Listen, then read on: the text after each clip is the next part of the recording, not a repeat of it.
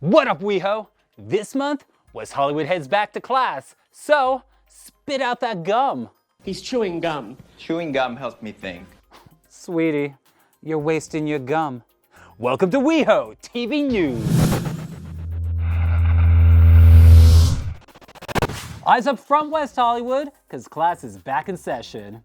I'm your headmaster, Mike Siriaco, and I'm bringing you everything you need to know about WeHo, courtesy of the city of West Hollywood. If you spent the past month beating the heat on the beach, you may have missed out on some important news. Don't sweat it, because we're going to catch you up to speed with the WeHo Wind-Up. Let's put 30 seconds on the clock. West Hollywood celebrated community safety with a National Night Out, while all the Hollywood celebrated cycling with CicLAvia. The Matt Politano trio heated up summer sounds, the man burned in Black Rock City, while these Democrats fizzled out on the campaign trail. Oh, and an orange man want to buy Greenland? Hey, when we said we want your administration to go green, this is not what we meant. Maybe you can learn a thing or two from these news briefs. Last month, local law enforcement and first responders gathered with the West Hollywood community for National Night Out and to show unity against crime. So, you better watch out, Hamburglar. We're on to you. As part of National Night Out, the city's Recreational Services Division hosted a screening of The Lego Movie 2, starring Chris Pratt. The film is way better than its competitor, Mega Bloks Movie 2, starring whichever's the worst Chris, which I guess is Kris Jenner, right? It's gotta be. Women in Books met this month to discuss the biography, Becoming, by First Lady Michelle Obama. It's a much more satisfying read than the biography, Be Scowling, by First Lady Melania. In other literary news, West Hollywood Library once again hosted Drag Queen Story Hour. This month, they read Curious Gorge, Queen Eggs and Ham, and my personal favorite, Are You There, Rue? It's me, Mimi. And the Seniors in Action interactive event provided opportunities for participants to learn something new, contribute their talents, and engage in the community. And it shouldn't be confused with this Senior in Action.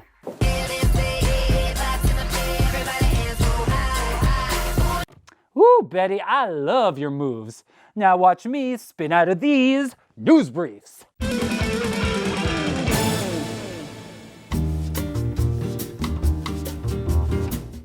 Oh, did you hear? Disney and Sony are fighting over the film rights to Spider-Man. Oh, sweeties. May I suggest a compromise? Disney can make as many Spider movies as they want with Tom Holland, and Sony can make as many Spider movies as they want with Andrew Garfield. Oh, what's that, Sony? You don't want Andrew Garfield? Welcome to the club.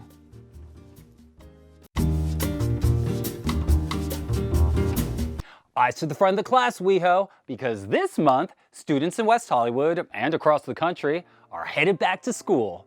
So to kickstart their dormant summer minds, we've put together this handy-dandy LGBT Back to School Reading List.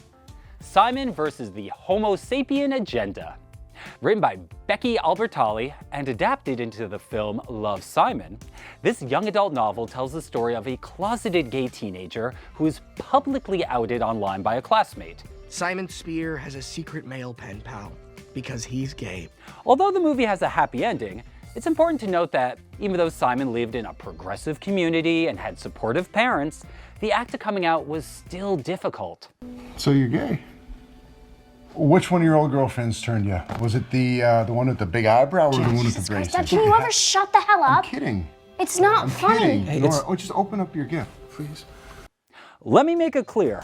Coming out is a profound rite of passage, and it's an individual's prerogative to choose when and how they decide to come out, period. And if it's difficult coming out during an era of legalized same-sex marriage and LGBT representation in mainstream media, just imagine how much harder it was a generation earlier. For all the Gen Z gaybies who want a glimpse into what it was like to be queer at the end of the 20th century, be sure to pick up The Perks of Being a Wallflower. Written by Stephen Chbosky in 1999, this novel tells the story of Charlie, an introverted high school freshman navigating a new world of sex, drugs, and indie rock. But it's through his gay best friend Patrick that we witness the homophobia and confusion that queer kids experienced in the 90s, exemplified by the scene from the film adaptation starring Ezra Miller and Logan Lerman. There's this one guy, queer as a $3 bill. The guy's father doesn't know about his son. So he comes into the basement one night when he's supposed to be out of town, catches his son with another boy. So he starts beating him. And the boyfriend says, "Stop, you're killing him." But the son just yells, "Get out." And eventually, the boyfriend just did. This book is a reminder that the liberties the LGBT community enjoy today evolved from the hardships endured by previous generations. So, you're welcome. That being said, grappling with sexual and gender identity is difficult in any decade, as seen in The Geography Club. Written by Brent Hardinger, this contemporary young adult novel explores a diverse group of queer teenagers who secretly form an LGBT alliance under the pseudonym The Geography Club. The club provides a safe space for these underdogs and outcasts, reflected in the film adaptation starring Glee's Alex Newell. Those guys think they're so tough, huh? They are tough. Well, they don't have what we have. Yeah? What's that? Fabulousness. A common theme that unites all these books is the importance of cultivating safe, supportive environments for queer teens. That might as well include the library. So, happy reading. Class dismissed. So head over to Drama Club with our very own Kylie Valdez. In a climate where our race and sexuality is constantly scrutinized, Lovestruck, a romantic lesbian comedy, reminds us that love can be funny too. I'm Kylie Valdez, and this is WeHoTV News. So here's where it starts to kick in for me. I drop her off at her door. Presented at the Zephyr Theater with the support of the City of West Hollywood's Arts Division, Lovestruck is a story about two Latinas, one American and one Cuban, in a hurricane of love, lust, and other devastations. We're here with Odalis Nanin, founder of Matcha Theater. Well, I'm an actress. I write, direct, produce. This is the first play actually I wrote. I co-wrote it with Marie Barrientos. And we decided to write the first scene for a gay and lesbian comedy night. It was called The Toy Scene. Then after we did it, the gay and lesbian comedy night, people loved it so much, the toy scene, that we decided to write a whole play. It's very important to me to create a space for Latinas, lesbian, Latinas, gay in general, to come and see a woman of color play.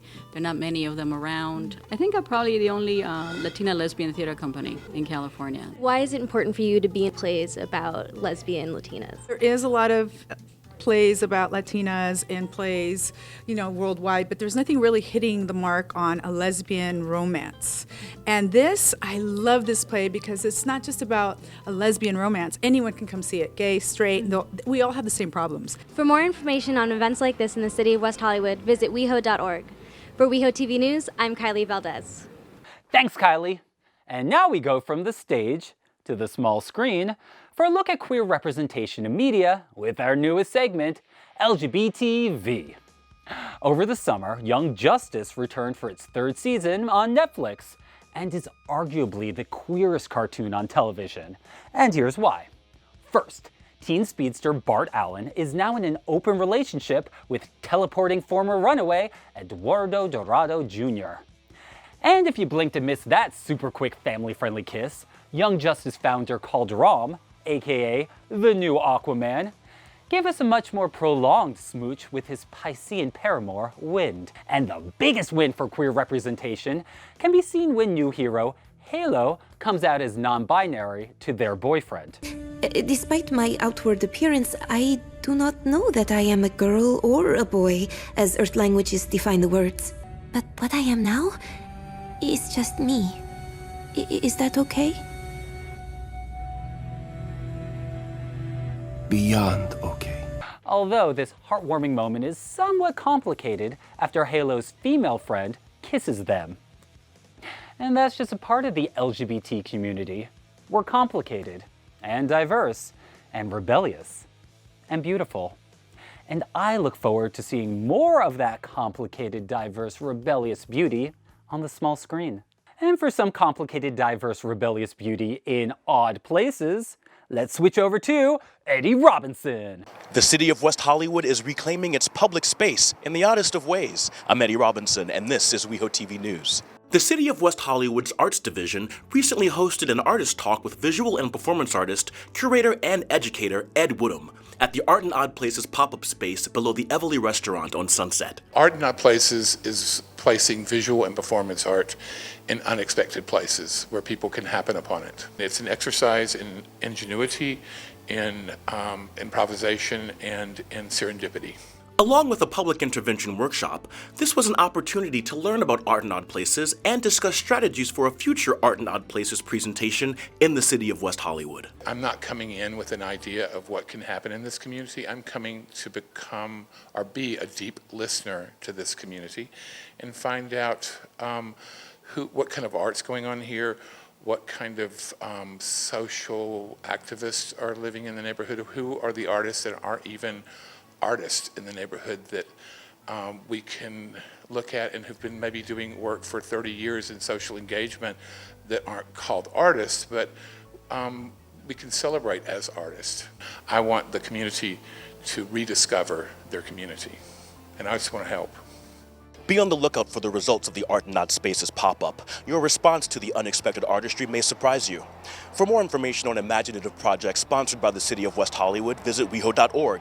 I'm Eddie Robinson, WeHoTV News. Thanks, Eddie. West Hollywood proudly supports its artistic community, just as it supports many other communities, such as its Hispanic and Latino communities. September is Hispanic Heritage Month.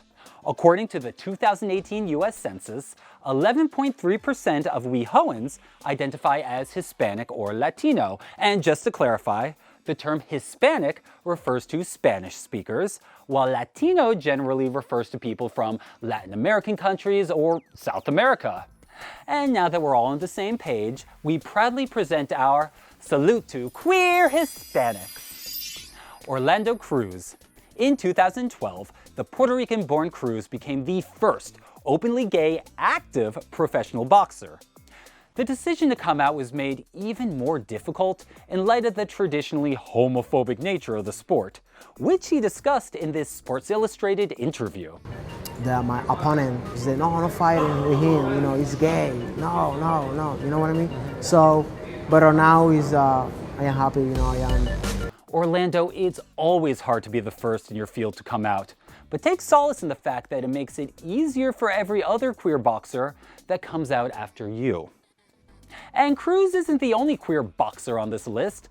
Let's also give a shout out to girl fight star, Michelle Rodriguez.